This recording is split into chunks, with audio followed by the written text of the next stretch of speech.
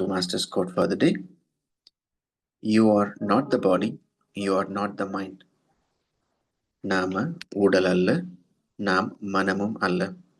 Neither are you the thoughts nor the emotions. நாம் எண்ணமும் அல்ல, நாம் உணர்வுகளும் அல்ல. You are the I am. அப்ப நம்ம யாரு? நான் அதுவே. You are the soul. நான் ஆத்மா. You are immortal. நாம் அழிவற்றவர்கள், பிறப்பு இறப்பு அற்றவர்கள்.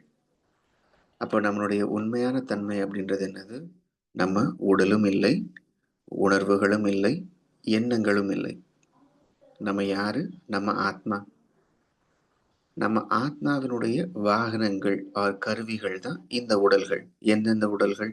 ஸ்தூல உடல், ஒளி உடல், உணர்வு மற்றும் எண்ணங்களுக்கான உடல். இது எல்லாமே அழியக்கூடிய தன்மை உடையது. இப்போ நம்ம இந்த உடலோடு இருக்கோம், இப்போ வாழ்ந்துக்கிட்டு இருக்கோம். இந்த உடல் சில காலங்கள் வாழும். 50 வருஷம், 80 வருஷம், 100 வருஷம், டிபெண்ட்ஸ்.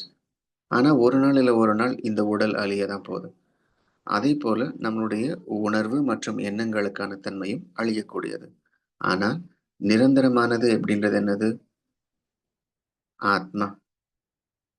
அப்போ நம்ம you are not the body, you are not the mind. நம்ம சில நேரங்கள் என்ன நினச்சிட்டு இருப்போம்? நான் என்னுடைய உடல் அப்படின்னு நினச்சிட்டு இருப்போம். உலகத்தில் பிரதானமான மக்கள் தன்னுடைய தன்மை அப்படின்றது என்ன அப்படின்னு பார்த்தாங்க அப்படின்னா, they will realize or they will feel that they are the body.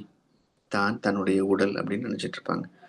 இந்த உடலுக்கு அப்பாற்பட்டு விஷயங்கள் இருக்கு அப்படின்றது நிறைய பேருக்கு தெரியாது. அப்போ நான் உடலும் அல்ல, உணர்வுகளும் இல்லை, எண்ணங்களும் அல்ல. இப்போ நான் யாரு? நான் ஆத்மா. யூ ஆர் தி ஐ ஆம், யூ ஆர் த சோல். நான் அதுவே, அதுவே நான். அப்போ நம்மளுடைய உண்மையான தன்மை அப்படின்றது அழிவு அற்றது, இம்மார்டல். அழிக்கக்கூடாது, அழிக்க முடியாத தன்மையுடையது. The soul is immortal. Okay. Thank you. Namaste.